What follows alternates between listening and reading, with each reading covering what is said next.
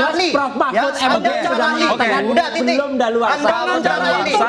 Oke, kalau disebut juris, kalau sudah daluarsa, Bapak juris itu adalah ahli hukum. Oke, baik. Yang bisa Di dalam menginterpretasikan Kalau undang-undang sudah adalah daluarsa, mengapa kemudian Bang Silvester, Bapak satu-satu, mengapa kemudian Bang Silvester tidak muncul saja kalau memang sudah daluarsa?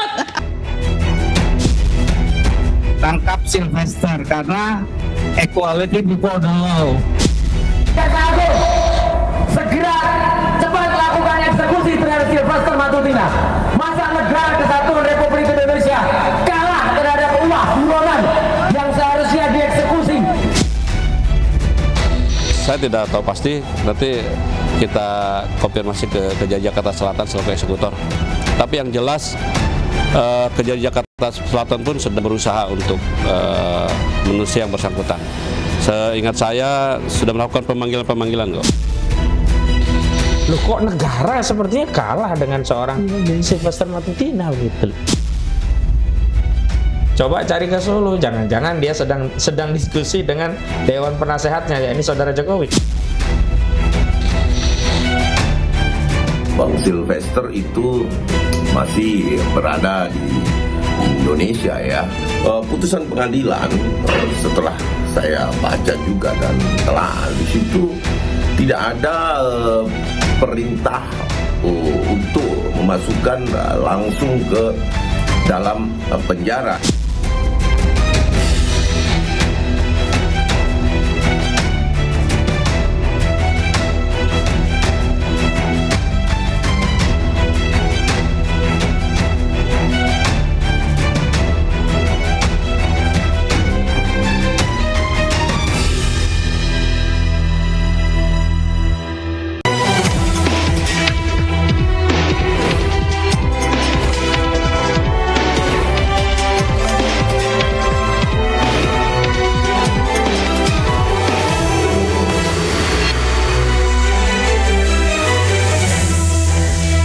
Nyaris 1 bulan, peninjauan kembali Silvester ditolak hakim. Drama hukum Silvester Matutina belum juga berakhir. Aliansi Rakyat menggugat Kejaksaan Agung segera mengeksekusi Silvester. Apa yang membuat Kejaksaan lamban bertindak? Pemirsa, bersama saya Davi Pratama, inilah Interupsi. Silvester belum ditangkap. Ada apa?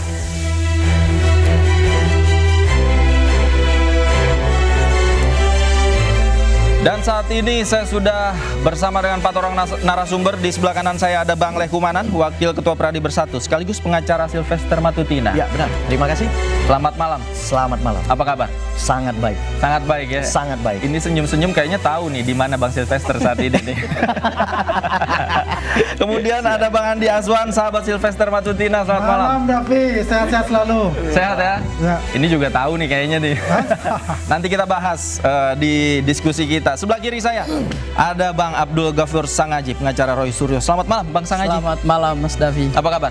Alhamdulillah sehat. Sehat ya? Sehat. Nah, yang terakhir narasumber saya sebenarnya nggak harus diperkenalkan, tapi saya langsung panggil Bung Roy Suryo, pakar telematika. Selamat malam. Malam, sahabat dekatnya Silvester. Sahabat dekatnya Silvester. Iya, sampai membongkar dia. Akhirnya kita bongkar bahwa dia itu ternyata harus masuk, harus dipidana, kan berarti kan sahabat dekat. Oke. Iya, Oke, baik. Bang Lehkumanan, siap. Jadi di mana sebenarnya Silvester berada? Yang bisa saya pastikan Silvester masih ada di Indonesia. Tidak kemana-mana. Kemudian memang Pak Silvester ini kan merupakan ketua daripada Solmed. Sehingga ada beberapa agenda kunjungan yang perlu dilakukan langsung oleh ketua Solmed. Oke. Ada beberapa agenda ke daerah yang kemudian memang nggak bisa diwakilkan oleh siapapun, yang kemudian menyebabkan Pak Silvester itu harus berkunjung ke beberapa daerah. Beberapa daerah termasuk Solo? Termasuk Solo saya rasa. Oke, termasuk Solo ya? Termasuk Solo. Dalam rangka apa? Dalam rangka, ya artinya dia kan ketua Solmed ya. Oke. Solmed itu kan lebih banyak memberikan pengarahan kepada UMKM. Jadi saya rasa yang dilakukan oleh Pak Silvester saat ini adalah kunjungan-kunjungan ke daerah itu dalam rangka untuk mensosialisasi suatu kegiatan kepada para UMKM. Oke. Seperti itu. Baik, tapi ke Solo bukan dalam rangka meminta nasihat atau petunjuk? Saya rasa tidak seperti itu. Oke. Tidak ada jawaban seperti itu. Tidak ada. Oke, Tidak Bang ada. Andi, Karena Pak Sylvester itu tidak pernah ada koalisi tertentu terhadap yang ada di Solo. Oke, Bang Andi. Ya, jadi saya tambahkan saja bahwasanya Solidaritas Merah Putih itu adalah relawan ya sejak 2014 yang pertama. Pak Jokowi sebagai mencalonkan diri ya. Di situ kalau saya 2012 sudah dengan Pak Jokowi. Ya. Nah, itu relawan Solidaritas Merah Putih memang focusingnya itu adalah di UMKM. Ya. Bagaimana membina UMKM dan juga mensejahterakan para pelaku UMKM itu. Ya kan? Kan juga banyak juga program-program pemerintah ya. Sejak 2014 loh dia itu focusingnya memang di sana untuk pembinaan UMKM itu. Ya, dan juga kalau kita lihat sejarahnya seperti apa, saya sebagai sahabat beliau ya saya mengetahui juga bagaimana perjalanannya. Ya, ketika dia juga adalah relawan Jenggala. Relawan Jenggala itu relawannya Pak JK ya, Pak Yusuf Kala itu. Baik. Begitu. Baik. Bang Sangaji, tanggapan Anda? Ya, saya kira sebetulnya perkara Sylvester ini secara yuridis sudah selesai ya. Karena proses hukum Sylvester itu dari mulai penyelidikan, penyidikan, kemudian penuntutan, kemudian sudah diputus oleh Pengadilan Negeri Jakarta Selatan, kemudian oleh Pengadilan Tinggi DKI Jakarta, dan terakhir kan putusan kasasi 287 Kapit 2019 itu sudah inkrah.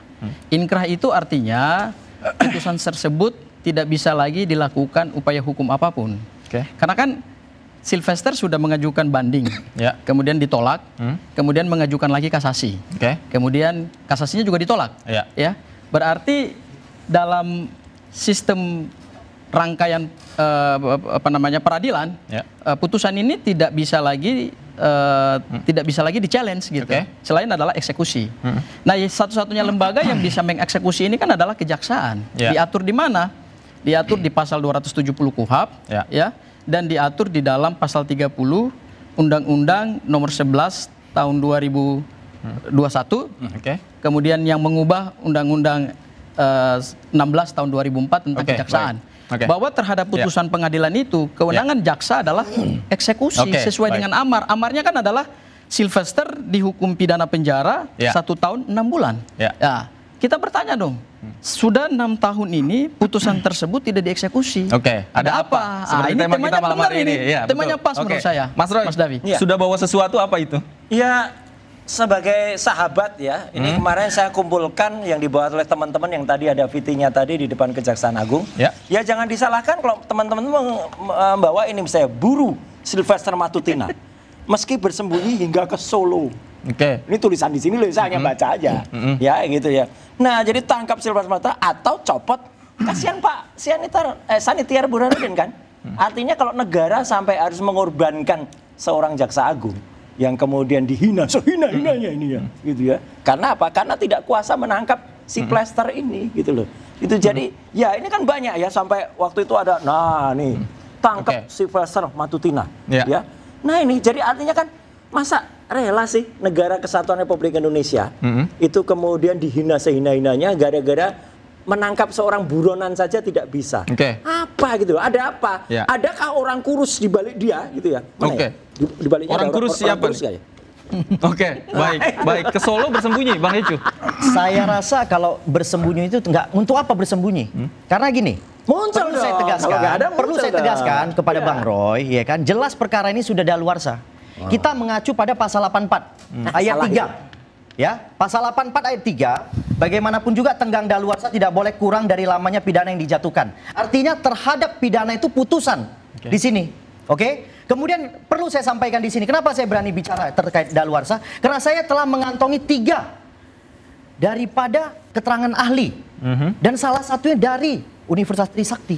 Sudah menerangkan bahwa perkara ini sudah daluarsa. Jelas, jadi saya tidak di sini hanya membicara semena-mena gitu. Ini saya bicara berdasarkan fakta dan berdasarkan bukti. Bang Sangaji, kadaluarsa katanya. Saya pikir ini perlu diluruskan ya. Sesat ini. ini bukan by law ini. Ini pendapat yang tidak berdasar pada hukum. Ya. Kalau tadi Mas Lecumanan rekanku ya, bersama pengacara mengutuk pasal 84, saya kira perlu baca ulang tuh pasal 84. Pasal 84 KUHP itu kan tidak bisa berdiri sendiri. Dia bergantung pada pasal 78 KUHP. Ya. Daluarsa itu apa sih? Daluarsa itu adalah lewatnya waktu. Jadi gini, saya mau ilustrasikan. Seperti makanan. Makanan itu kalau kita nggak makan, daluarsanya itu kan bisa ada kena penyakit. Sama seperti proses hukum. Kenapa hukum itu kemudian dalam KUHP diatur daluarsa?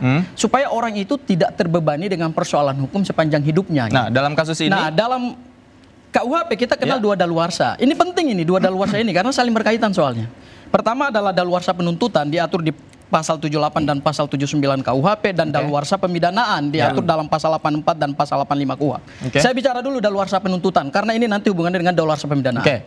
Dalam pasal 78 KUHP disebutkan bahwa lewatnya waktu itu tergantung dari ancaman pidana. Baik. Saya baca, Bang Lecumanan bisa lihat KUHP-nya ya, kalau ada alhamdulillah gitu. Jadi tergantung pada ancaman pidana. Ancaman pidana di bawah 3 tahun, maka daluarsanya adalah sesudah 6 tahun. Terhadap ancaman pidana di atas 3 tahun penjara, daluarsanya adalah sesudah 12 tahun. Sylvester ini berapa tahun? Ancamannya di atas 4 tahun. 4 tahun karena pasal 311 Jadi belum daluarsa. Nah, sebentar. Dan daluarsa lewat 18 tahun itu terhadap pidana mati dan pidana seumur hidup. Nah, jadi sekarang kita lihat ke pasal 84 yang tadi dikutip oleh rekanku Lecumanan. Pasal 84 mengatakan bahwa daluarsa pemidanaan dihitung dari daluarsa penuntutan ditambah sepertiga. Berarti terhadap kasus Sylvester, daluarsa penuntutannya adalah sesudah 12 tahun, kemudian tambah sepertiga berarti 16 tahun. Jadi belum lewat. Jadi Saudara Lecumanan, mohon maaf, ini berdasarkan KUHP. Kalau enggak dong, saya baca gini. Saya baca gini, karena logika ahli dulu. Ada keterangan ahlinya yang menyatakan bahwa itu tidak daluarsa. Tunggu. Saya sudah ngentongin. Penjelasan. Anda pengacara, Anda bukan ahli. Anda pengacara, harusnya ini ada pasalnya. Anda bukan ahli. Jangan menginterpretasikan. Menyesatkan. Anda sesat, Anda bukan ahli. Jangan menginterpretasikan. Anda nggak bisa baca. Masa Anda nggak bisa baca? Jangan Anda nggak bisa baca. Kalau begitu baca ayat 3 dong 84. Mana bisa 84 dikaitkan dengan 79 itu adalah undang-undang. Anda bukan ahli. Anda bukan ahli. Prof Mahfud MD sudah mengatakan belum daluarsa. Anda bukan ahli. Sudah jelas. Kalau disebut juris, kalau sudah daluarsa, sudah juris itu adalah ahli hukum. Yang bisa di dalam kalau mengapa kemudian Bang Sylvester, Bapak satu-satu, mengapa kemudian Bang Sylvester tidak muncul saja kalau memang sudah daluarsa? Dijawab. Bang Andi Aswan, silakan. Saya minta tolong coba ditayangkan dulu ini. Pengecut. Ditayangkan dulu ini gugatan Aruki terhadap kejaksaan. Tolong ditayangkan. Gugatan Aruki, terhadap kejaksaan, prapitnya. Bisa kita tampilkan, teman-teman? Prapitnya. Gugatan. Tapi yang jelas pendapatnya Prof Mahfud MD mengatakan belum daluarsa. Nah, itu dia nggak ngerti. Dia bukan tatanan negara. Jangan diaduk-aduk bos. Ini dia. Bang Davi. Ini dia. Ini kita bisa baca bersama ya. Aruki menggugat yang namanya kejaksaan. Dan ini jelas. Ini perkaranya apa? Jelas. Maksudnya apa? Terkait eksekusi Sylvester. Ini yang digugat. Yang diajukan Prapit itu oleh Aruki itu, Aliansi Rakyat untuk Keadilan dan Kesejahteraan Indonesia atau Aruki. Nah, di situ mengadilinya apa? Menolak permohonan pemohon pra peradilan untuk seluruhnya, jelas. Sylvester nggak perlu lagi dieksekusi. Orang nggak bisa kok. Pertanyaan saya tadi. Dieksekusi udah dieksekusi lah, bos. Kalau tidak mana perlu, kejaksaan nunggu 2 minggu? Kalau tidak perlu, kenapa tidak muncul? Nah, Bang Andi Aswan. Bang Andi Aswan aja dulu. Muncul deh. Saya gini ya. Harus kalau enggak, mungkin Ais muncul sebagai narasumber deh ya. Itu kan mana wewenangnya Sylvester. Tapi saya beginilah, saya akan flashback dulu ya. Siapa sih sosok seorang Sylvester Matutina itu ya? Sebagai sahabat saya dalam perjuangan ya sejak 2014 itu ya. Jadi dalam kondisi pada 2017 itu kita jelas ini bukan kasus yang namanya kasus korupsi. Tapi ini adalah kasusnya adalah kasus yang berhubungan dengan politik. Pada saat itu 2017 pertarungan dalam Pilgub antara Anies Baswedan dengan Ahok pada saat itu ya. Saya ilustrasikan dulu, saya ceritakan dulu kejadian sebenarnya seperti apa. Baik. Pada saat itu ya terjadi memang yang namanya demonstrasi. Oke. Sylvester nggak terlibat di sana. Nggak, ini nggak diputus Tapi kasusnya. kemudian dia diminta untuk menyumbangkan makanan dan sebagainya. Akhirnya dia datang di sana, ya. Akhirnya datang di sana dan terjadi itu. Beraroma politik. Ya, beraroma politik. Oke, penetapan tersangka terhadap Sylvester beraroma politik menurut Anda. Oke, ditahan di sini Bapak-bapak. Kita akan kembali usai jeda. Tetaplah di Interupsi.